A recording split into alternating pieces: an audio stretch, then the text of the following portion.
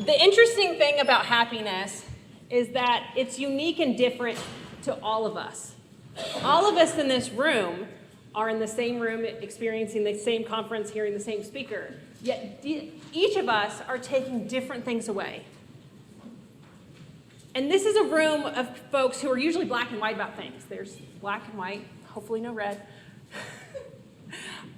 But when it comes to happiness, the lens we use is actually our happiness, not reality. Now let me give you an example. You're welcome for this. Do you know who this is? Yes. Yes, right? I heard some yes. I do as well. Retired football player, Eric Decker. He lives here in Nashville, right? You're like, ooh, moving to Nashville. I moved to Nashville, not for this, but luckily, I had a 1 in 700,000 chance to meet him. I've been a fan for many years, and I've never watched a football game. I just saw this photo and thought, okay, tell me more. He no longer plays football. He's an entrepreneur and in the fashion industry. But I don't really care what he does. This is Eric Decker. So I am taking my 7-year-old to her first concert, Kids Bop. It's like all the songs that we listen to without the curse words. I had a great time. But what was even better is that across from me was Eric Decker. I could not focus. I am taking so many photos of him. My daughter's like, what are you doing? I'm just ignore me. I'm in my moment. My husband's there. He's very embarrassed. And I thought, okay, I'm a happiness maximizer. I'm going to go meet him. Russ is like, don't, you're going to embarrass me. I'm like, I am sitting next to Eric Decker. I'm going to go meet him. So this is what happens. I would not have worn this outfit had I known I was running into Eric Decker. Like, it might have been more what I'm wearing today or something. But here's what I'm wearing. Now, don't tell me if you disagree. But I look at this photo, and I think he's looking at me longingly and lovingly. Don't tell me anything else, because that's what I'm choosing to see. Because the lens that I use is slightly delusional, but it's a heck of a lot more fun. Now, if you're following me on Instagram, and you can, this is what you saw, and everyone's like, oh my gosh, Elle, it's amazing. I'll give you a sneak peek to what my husband's reality was. Okay, he's looking at this really cute, adorable kid. His name is Austin. Right, he's so cute. It was his first concert too. He's 3, that is my friend and her son, and she was letting me use him to pretend to be my kid so I could sit next to Eric Decker. Right? That's a good friend, y'all. You need friends like that. That I was pretending that was my kid. So the lens that I use is slightly delusional, but it's how we view the world. So this is Austin, everyone. He had a great time. Even Kids Bop said they saw him because he was dancing in the aisles. So I'm Elle Benson. I am a happiness expert, author. I've got 2 kids. My kitchen is for spontaneous dance parties. And I want to be a hip-hop rapper someday. I mean, don't I look the part? You know, you never know what's unexpected about folks. I wanted to study happiness after I started meeting with a group of women every week for, it's called book club, but I don't read the books, so it was more like a wine club for me. It was delightful. It was every Wednesday. I had curated a phenomenal group of women who were smart and beautiful and successful because I had heard you become what you surround yourself with. And I thought, I'm going to be so much prettier. This is going to be great. But what I found is that every week we'd gather together, and what I'd hear these wonderful women say is, I'll be happy when. I'll be happy when I get that promotion. I'll be happy when I have a baby. I'll be happy when I get this, this, and that. And I thought in the room, in my lens and my perspective, you have everything. I want to be like you. How am I different? Well, you are who you surround yourself with, and I started looking for things that lacked in my life. I started becoming more negative. And I thought, this is toxic. This doesn't quite work for me. So I did my MBA in organizational change, like how do we make organizations thrive, which led me to strong leaders, which led me to positive psychology. So after an MBA later, and hundreds of hours of podcast lectures, books. I did have to read some books for my program. I am now a happiness expert. I've authored 2 books on happiness. The first one on the left here is for pregnant women, using positive psychology and mindfulness for pregnant women, and the one on the right is for early elementary school students. It is called Cultivating Calmness in Children, and I'm still working with my children on that. So no guarantee that it will calm your children. But for me, it is so important that we translate the research of happiness. I am a fangirl of happiness psychologists Sonia Libranierski and Martin Sigelman. Like, if they walked in, I would be as excited as Eric Decker right now, because the work that they've done is revolutionary in how we can obtain happiness. You think, okay, what is that? What are the clues? Tell me, I want to be happier. It's actually really easy. And so what I try and do is read those obnoxiously long articles and translate that into specific things that we can do together. Positive psychologists consider happiness as joy and contentment combined with the fact that life is worthwhile. That's their definition of happiness. But for me, and for y'all, we know what that means. Well, what I hate to share with you today is that 2023 is showing the lowest levels of happiness even beyond 2020. We have these tools and assets at our disposal, yet we're not using them, and we're not becoming happier. These are some of the benefits of happiness, and I would take any of them. Chronic pain, longer life, creativity, more friends, stronger social support. I will take any of these assets. But what I think is the most amazing benefit of happiness is that it is contagious. So if each of us in this room gets 10% happier, those in our home become happier, those that we work with become happier, and our communities become happier. So after today, I can't wait to see what happens to the banking industry across Tennessee.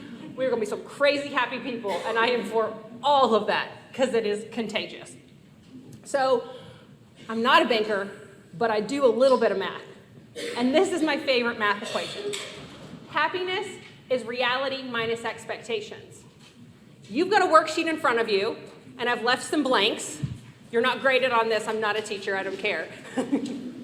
But I want you to write down this math equation because I've already given you the answer. Happiness is reality minus expectations.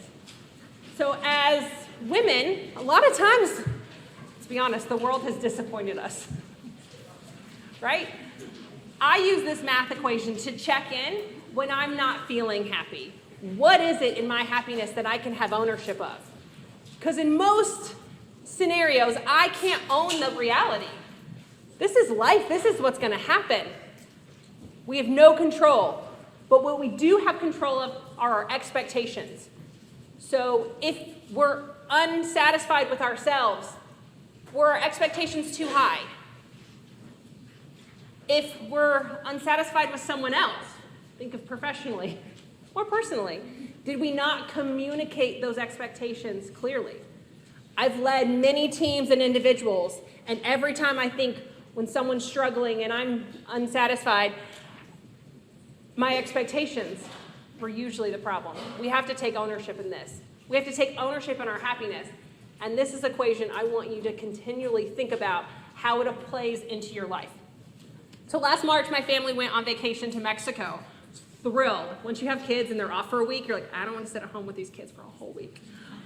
I guess I'll sit on the beach with them for a whole week. This is great. So we're going to Mexico. We're on the plane. And my 1-year-old and my husband get the stomach bug. I want Mexico to get off the hook because it was not Mexico's fault. We were on the plane there. We did not drink the water. Not Mexico's fault. But I had expectations of all you could eat, all you could drink, the beach, the pool, little suntan. I didn't have a single cocktail when we were in Mexico. They passed that stomach bug to us real fast, and we shuffled in and out of the bathroom the whole time. Well, this happiness equation did not work for my Mexico trip. Awful trip. I also don't know how I could have lowered my expectations. I bought all you could eat. I thought I would eat something. Okay. But it got worse. So on the way home, Mazatlan to Dallas is a 2-hour flight. Okay. So Mom, we prepare.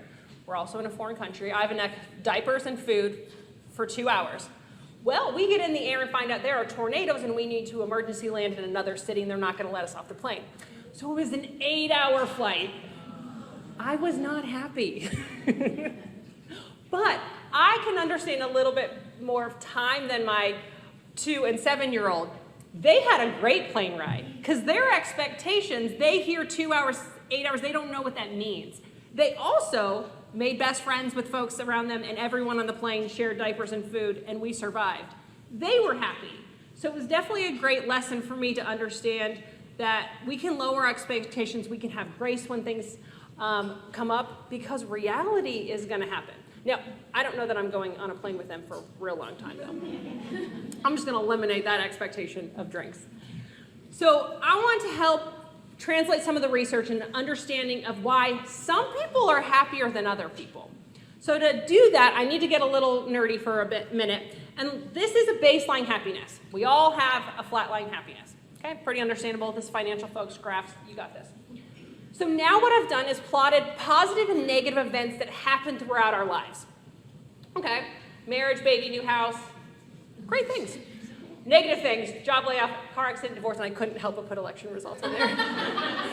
Sometimes we don't feel good the next day after election results. But what I want you to know is that no matter what, positive and negative, we go back to our baseline. No matter what. We are terrible about knowing what will make us happy and at what level, and how resilient we are. So now I've plotted our expectations of happiness. We typically expect, I got married, why aren't I happy? Well, if you've gotten married, it's real. Baby, we expect way more happiness from that cute little thing. And then in the middle of the night, they're not so cute. A new house. But we also have outsized anxiety that negative things are going to happen to us. And we think, if this were to happen, my life would be over. No, we are resilient and we bounce back. So no matter what, positively and negatively, we go to our baseline happiness. Now, different people have different baseline happinesses. I found out on my wine/book club, my happiness level was a little bit higher than everyone else. And I thought, why? This doesn't make sense to me. Why am I different? Well, 50% of your happiness comes from your genetics. I can thank my mother for that. She's obnoxiously happy. Every bowl of ice cream that she eats, she will say, and we joke because we know she's going to say it, this is the best ice cream ever. Right? I love her for that. She's always joyful, and it's wonderful.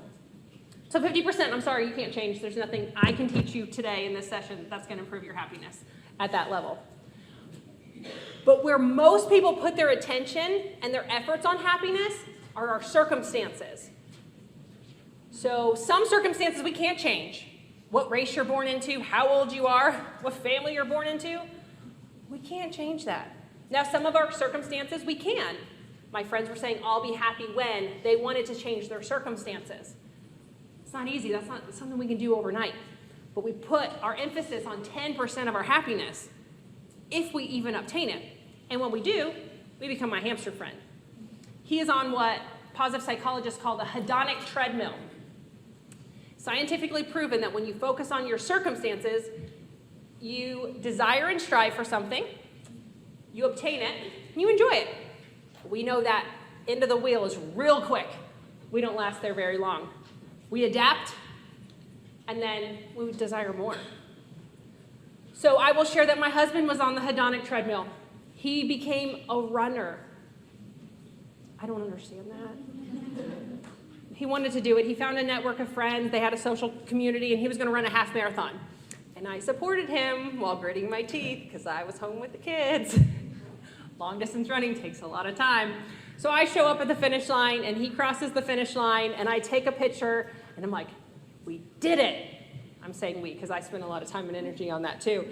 And his face was just remorseful. And I thought, oh man, what's happening now? And I said, you did it, I'm so proud of you. And he literally crossed the finish line and said, I want to be faster next time. And I thought, I don't have time for this. What? But with my positive psychology background, I understood that he's on the hedonic treadmill. And a lot of competitive athletes get this way. I need to do further distances. I need to run more. I have a peer in my network who started running 50-mile races, 100-mile races, and he died at the finish line at a 300-mile race. Don't run. That's my, if you take anything from this, don't be a runner. Do my other interventions. I've been on this as well. I'm guilty. Moved to Nashville 2 years ago, and I needed a new couch. On the internet, trying to buy a couch. There are a lot of couches out there on the internet. Spent a lot of time to find the perfect couch size, color, fabric, whatever. I get it. Well, I order it. I wait forever. Like hitting send receive all day, like that's going to get my couch there to come faster.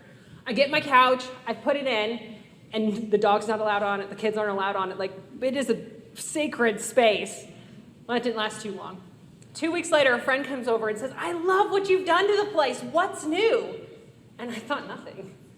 But, oh, shoot. Spent a lot of money and energy on this couch. And I've already adapted to my couch, and I'm thinking about how else I need to improve my living room. So we're all guilty of it. But when you see someone on it, we got to get them off of this treadmill. It's dangerous, and there is no stopping. You may say, women in your profession, it's about their career. I need more. I need more.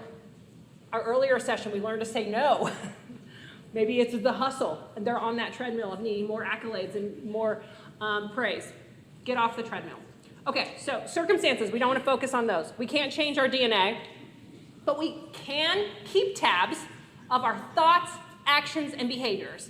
I've coined the word tabs because I'm like, oh, fun, it's a little acronym, I like it. Our thoughts, actions, and behaviors are what we can control, and that's 40% of our happiness. Now, my financial folks may say 40% is not that much. You know, if you're a parent, I would love my kids to eat 40% of the food I put in front of them. Again, the perspective and lens that I choose to use can make me happier. Eat 40% of your dinner. Well, if we focus on our thoughts, action, behaviors, we can change our baseline happiness up to 40%. So let's learn those interventions that we can do to change them. First, within our thoughts, you have the power and control of your thoughts. Right? No one else gets to determine what goes up in your head. The easiest way to happiness, I cannot stress this enough, is developing a gratitude mindset. Being grateful for what we have, being appreciative to the things we have in our life. I woke up this morning going, I get to be here today. I am so appreciative that we are all here together. Gratitude can reduce stress, anxiety, depression, all sorts of amazing health outcomes. It's the easiest and simplest thing to do. On the worksheet in front of you, I want you right now to practice. I want you to write down 3 things that you're grateful for. Now, for some of you may already have a gratitude routine. And I want you to have a gratitude routine. It's not one size fits all. You have to write it down. Whatever works for you. You can have a gratitude buddy that you swap things you're grateful for each day. You text each other, hey, here are 3 things that I'm grateful for. My husband and I had gratitude jars. Those didn't work for us because his jar was fuller than mine, and then I was dissatisfied. But gratitude jars can work. I know a lot of corporate executives that put time on their calendar to be thankful on Thursdays. They put 30 minutes on there to write notes to folks. Whatever you choose to do, although my favorite, for those who are creative, there's a lot of apps and tech you can use. One was taking a photo of something you're grateful for every single day. So that was kind of fun, walking throughout the day going, what am I going to choose today? And making it something different. It doesn't matter how you do it, but the more you do it, you will change the neuroplasticity in your brain to seek out the positive rather than the negative.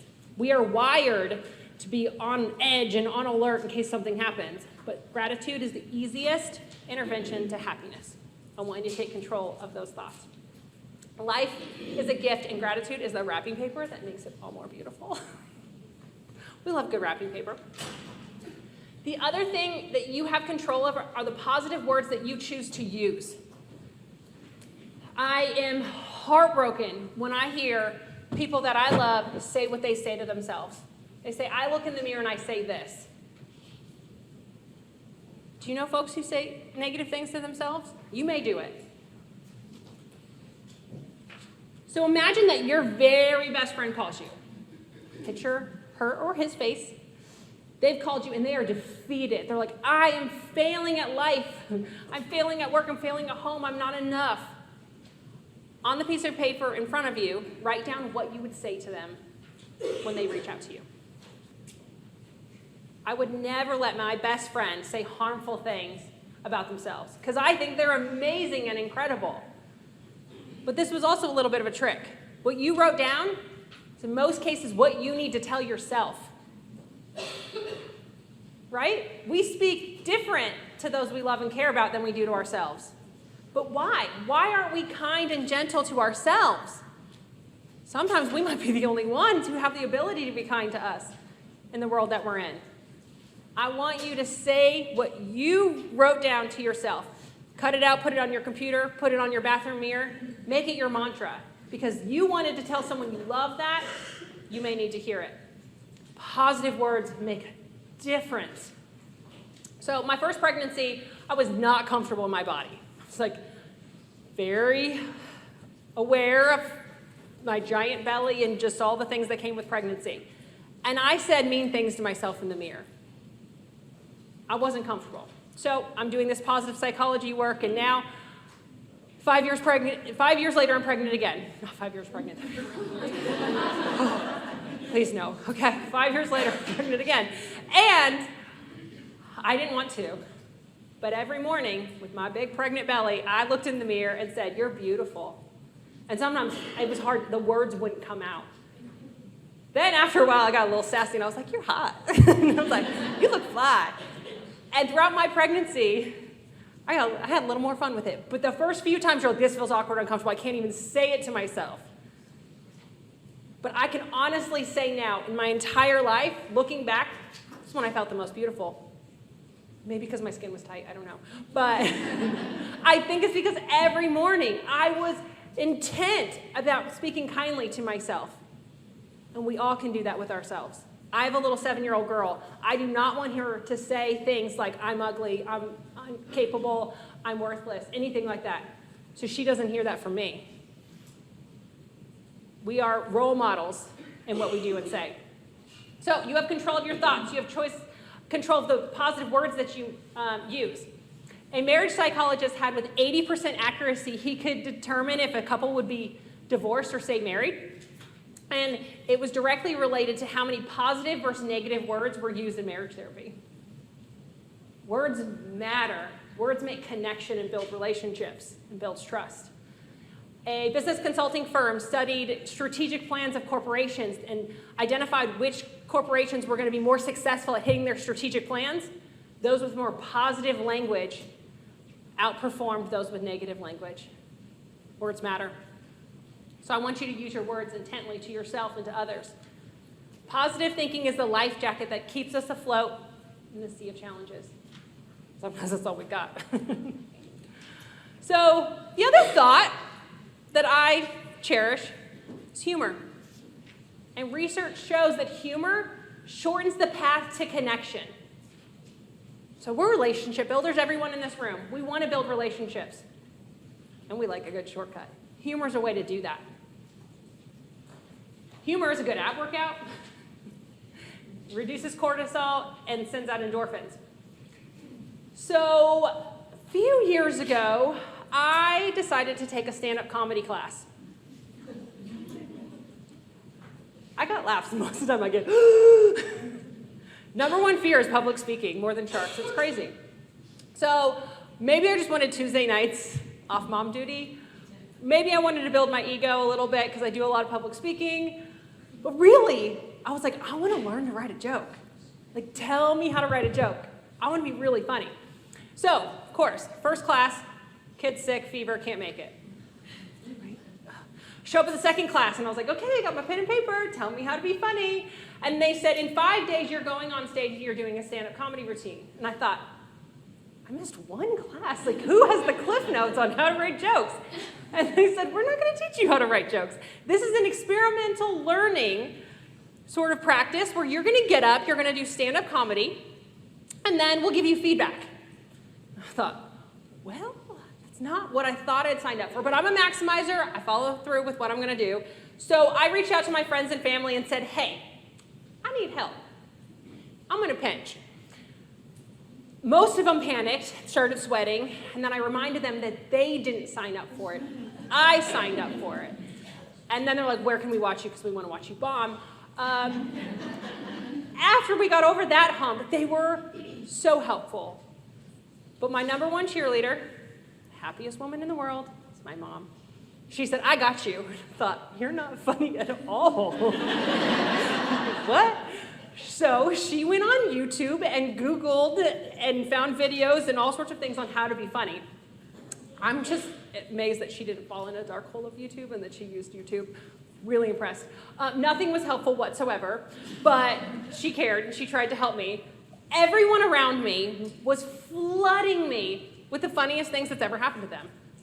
Here's a joke that I've heard, or you will not believe what happened to me at the airport, where someone thought I was kidnapping a kid. I was like, that is funny. Not my story, though. But what I was reminded of was that so many people around me were my cheerleaders. And I was thinking, okay, I've got 5 days. How can I curate content of things that are relatable to me? So I get up on stage, and I look in the audience, and it is all men over 60. And I thought, I got a whole set of pregnancy jokes. Right. I did it. It was fine. We were a class, so we provided empathy and support to each other. And I survived, as everyone does in public speaking. They then gave us 5 more opportunities to get up and share our skit, biz, whatever. I don't know. I never got the lingo, or I missed the first class. No one shared the notes. But I found that I was the happiest I'd ever been. And not because I was doing stand-up comedy and getting laughs, which did fill my ego a little bit, but it was because I spent 6 weeks reframing everything that's ever happened to me in my life into being positive. It's a lot of baggage to go through, y'all. A very interesting family. I was flooded with people who calling me, wanting to talk about funny things. A lot of really bad jokes I had to sit through and put a poker face on. But I was full of gratitude and social support. So came to the graduation, and I remembered happiness is reality minus expectations. So you get to write your bio and give it to the MC before. So the MC gets up there and says, well, our next comic is Elle Benson. She's terrible. Go to the bathroom. She's awful. You do not want to see her. Because I wanted to set the bar really low so they would enjoy my gig. But I absolutely loved it and found that all of the interventions related to positive psychology and happiness were throughout my 6-week period. I tried new things. Express gratitude has a social connection and reframe past experiences. So I'm not saying y'all need to do some stand-up comedy, although I will support you if you do it. But how can you bring humor and levity into your home, into work, and into your life? How can you have that mindset of, oh, I spilled coffee on myself. How can I make this a joke? It's all about the lens we use and reframing. So these are the thoughts. But, oh, there's me doing stand-up comedy. That's me telling pregnancy jokes. Okay, if you can't find humor in everyday life, you're not looking in the right places. It is there. To be funny, it's about stating what's obvious and relatable. So happiness isn't just going to come to you with your thoughts, though. It takes action. We need to be proactive in happiness. So as a happiness expert, I get asked all the time, does money buy you happiness? Now, to a certain level, below basic needs, yes, there is a threshold in which you need to provide food, shelter, and safety for your family. But then at that point, it's not exponential based on the dollars. Some of the happiest people spend their time to buy more money. No, they spend their money to buy more time. Got you. They spend their money to buy more time because when people are on their deathbeds, they're not looking for more money, they're looking for more time. So how can we use our time, our money, how can we use our money to buy more time? So is that time to do things for ourselves? So get a housekeeper, get an assistant, have someone do your laundry for you. Whatever you don't do. I don't do yard work. That was in my prenup. I'm not doing any of that. It's on a napkin somewhere. I swear it's notarized. What takes away from your joy? We all have things on our list. I don't want to do that. Outsource it. The more money we make, sometimes the more our time is perceived as scarce. And the more we don't savor every minute. It's more a loss of something that we can't get back. I don't want to get to that point. There was a study where they gave people an unexpected bonus. Happiness, reality minus expectations. You just gave me $20,000. I'm happy. Then they studied the happiness of those individuals. They had two options. They could keep that bonus, or they could donate it. And those who donated their unexpected bonus to other people had more long-term happiness. A lot of studies show it's the small, meaningful things that you can buy that give you more happiness. So enjoy your $8 lattes. Yes, Nashville is very proud of their lattes. If you're not from Nashville around here, yes. But enjoy the $8 latte. You're going to enjoy that more than $800 shoes. The things you can savor, the things you can experience. Take vacations, go to the movies, have dinner out with friends. Spend your money on those things. So, the other action I want you to take is I want you to seek novelty in your life. Novelty translates in our brain differently than casual experiences. I have a group of moms that we get together, and when they come to my house, they're like, Elle, we'll just drink wine. I'm like, no. There will be a theme, there will be a dress code, and there will be an activity. And they're like, why do you do this to yourselves? One, I love it. Two, I know that if you come to my house and we paint, you're going to have a higher happiness level, you're going to connect deeper with those around you, and you're going to remember this longer. And they're like, Elle, enough with the research. I'm like, you will have fun, okay? Come over to my house. I will serve you wine. And I did it, and I had a painting night last time the girls came over, and they said, I've never painted before. I'm like, what? Anyway, seek novelty. It's a phenomenal study that they study the GPS distance on people's phones of how far they traveled outside their local distance, and found that those people who traveled out further more frequently had higher levels of happiness. You think, what's their home life like? It's not that. It's when we go outside of our homes, we meet new people. We have new adventures. We learn new skills. So I want you to seek novelty. 2024, I'm publishing a book specifically on how to. I spent the whole year having a lot of fun because I want people to have more novelty in their life. Now, I know I'm crazy. If you don't believe it yet, you're about to. My husband and I take surprise anniversary trips every year. And everyone's like, what? But tell me more. So it sounds romantic, but it wasn't. It was us trying to plan vacations together, which was obnoxious. You know, no, I don't want the hotel. No, I don't want to go to that city. Couldn't do it. So what we decided was just delegate. You plan one year, I'll plan the next year. So I will show up at the airport or car if we're going on a road trip and find out where we're going. Now, after this session, this is where everyone asks me how I pack, so I'll just tell you right now. Number one question I get. I pack multiple weather piles. Here's the beach, here's city, here's camping, which means divorced, and here's something else. Right? Because that's not a vacation for me. I go to the car, he throws my stuff in the suitcase, and we go. Like, I legit don't pack, make a big mess of the house. But for us, it's been wonderful to spend that time planning something special for our spouse, and I show up with zero expectations. I also am like, just learn with my husband, just like lower the expectations, and I am happier. So not that all of you are willing to do that, but I challenge you, if you are, let me know. Here's a picture of my daughter and I do a splatter paint class here in Nashville. So much fun. It's glow in the dark. You turn the lights off and you throw paint on a canvas. Just the novelty of that. We will forever remember the time that we wore hazmat suits and then she ended up just painting me. Seek novelty. Don't leave life's moments up for chance. Because if you say, oh, I'll do something fun this weekend. No, the laundry, the dishes, the work, everything takes over. Plan and curate.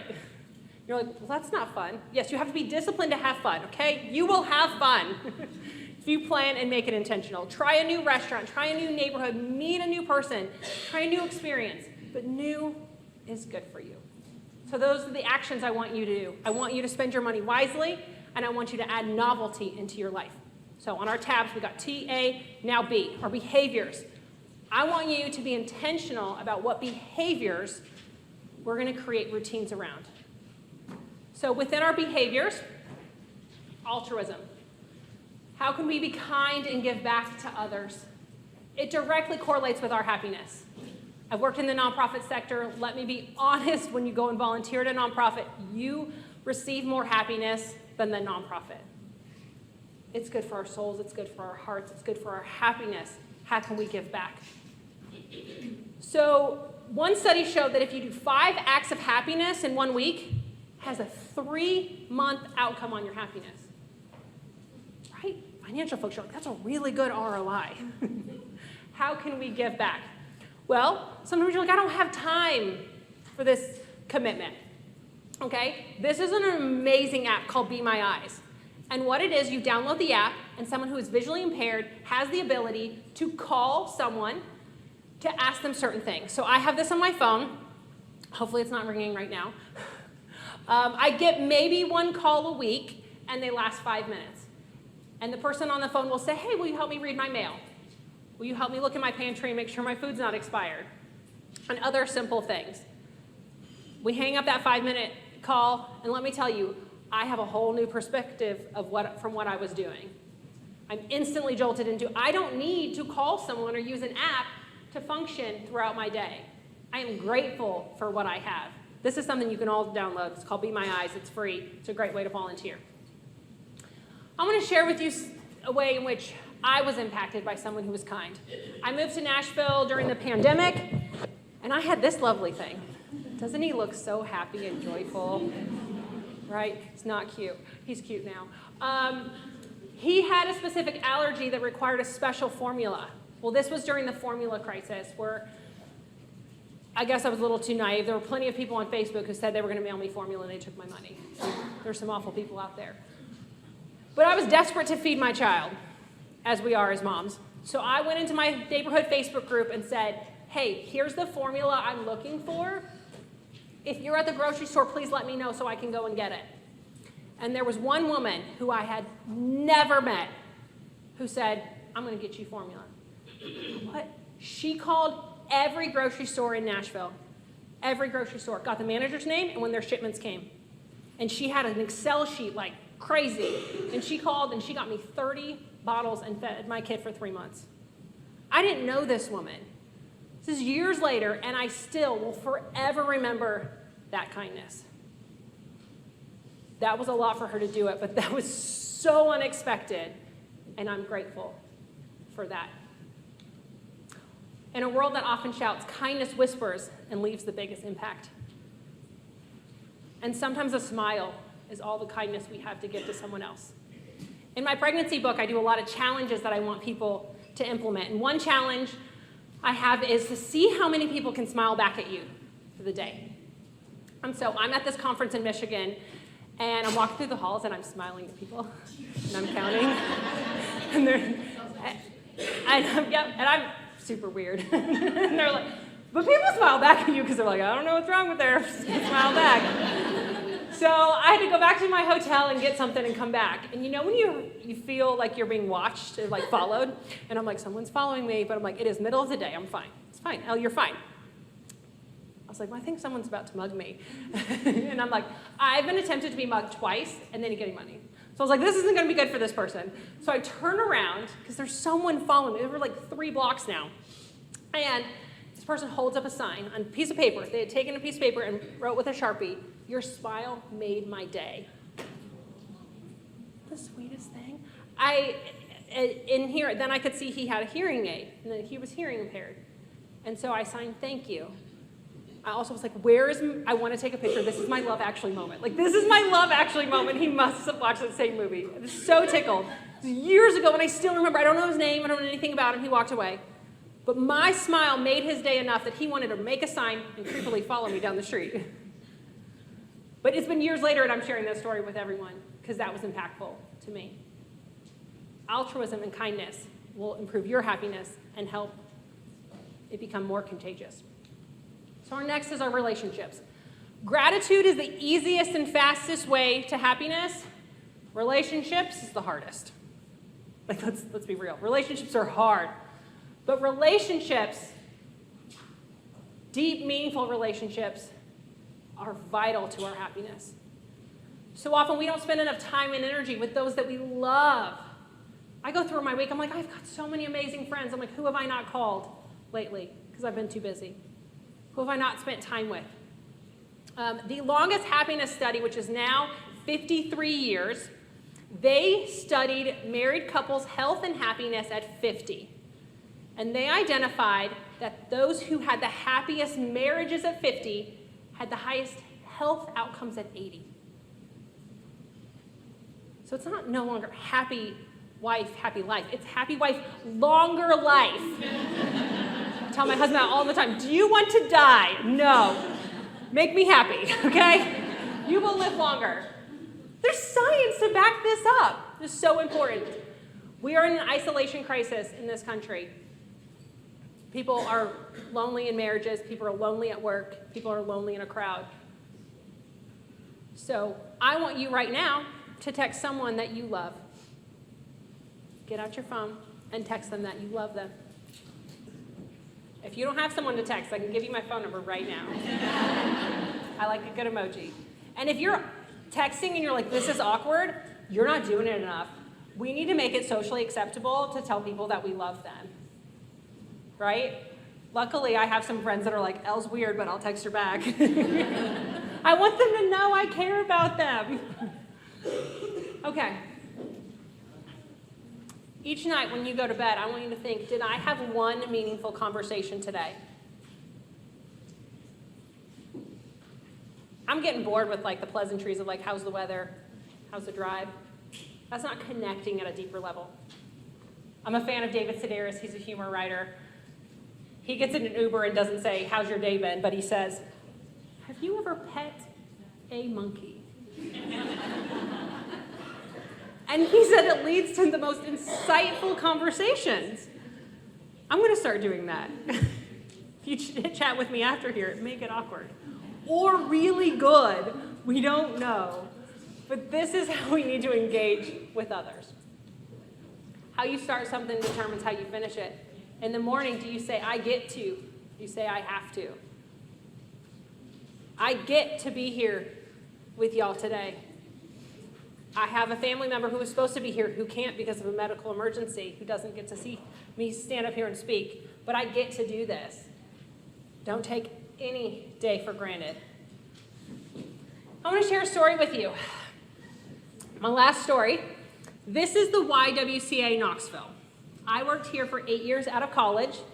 I got a full-time job offer before I graduated, so you say yes. I know one of your sessions earlier today talked about saying no. In my 20s, I said yes a lot. The YWCA's mission is to help women, and they have for over 100 years. This building was built in 1926, and it houses 58 women every night, women in need. Women who have 58 different stories. There are women who come from domestic violence, women who come from drug and alcohol treatment programs. Some have just made bad choices or had bad luck. We even had 18-year-olds who graduated out of the foster care system but were still in high school and were now homeless. So 58 women. I worked on that second story. There's my window right there. I was business operations, fund development, marketing, HR, IT. Yep, that's what happens when you work in a nonprofit and you have a business degree and the rest are all social workers. So I did a lot. My job was not to do therapy or social work with the women. So I didn't always know who I was in the hallway with. They could stay up to 2 years. I got to know a lot of them. Some shared their names. Some never made eye contact. But there was one woman specifically named Mama. That's what she wanted to be called? Cool. It was fitting. She was the light of that building. I could tell from her life that she had lived.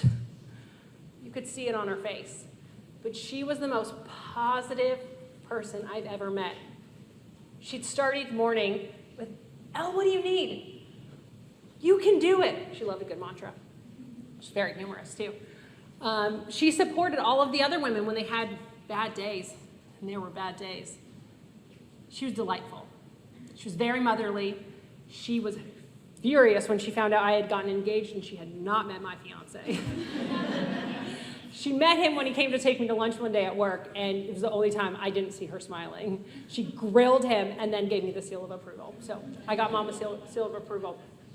Our local NPR station wanted to do a story about the women who lived at the YWCA. And I thought, for marketing and awareness and donations, this is great. So what we would do, we would change their name and their stories, their name and their voice for confidentiality. Confidentiality is so important.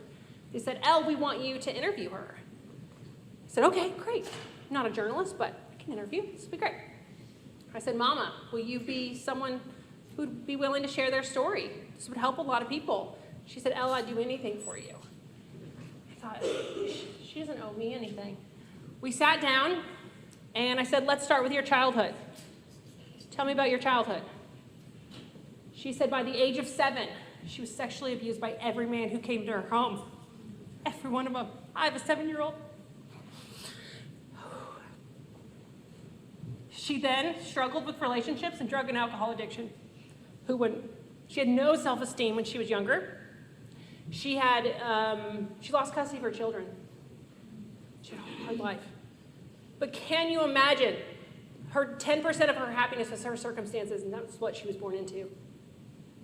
That's what she was raised with. So what I learned from Mama, she continued to tell her entire story, and I can't unhear it. And I don't want to unhear it, because I'm grateful for what I have. I'm grateful that she poured into me. Whew, she's wonderful. The YWCA is wonderful. Please make a donation. When she lived the elements that I've talked about here today, she is grateful for every day that she gets up. She is grateful for what she has, and she doesn't have a lot. She's renting a tiny bedroom in a nonprofit. She's grateful. She uses positive thoughts and positive words. She learned to forgive herself. Man, that's hard.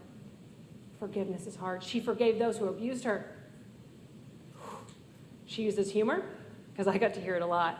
She had a great sense of humor. She gave back to others, and she spent time intentionally on relationships. She's doing all these things, and she is one of the happiest people I've ever met. I do these interventions too. Sometimes I forget, sometimes I slip up, sometimes I go, oh, I should be doing more of these things. But let me tell you that if you do any of these things, you will have a more resilient heart, because I've seen it work. A happy heart is a resilient heart, ready to take on any challenge. There's 220 of us in this room today. If we can all do some of these interventions, even just one, we will become happier. Our families will become happier. Our workplaces and our communities will become happier. So I challenge you to do something to make you happy. And after this is lunch, I want you to have a meaningful conversation. So thank you so much.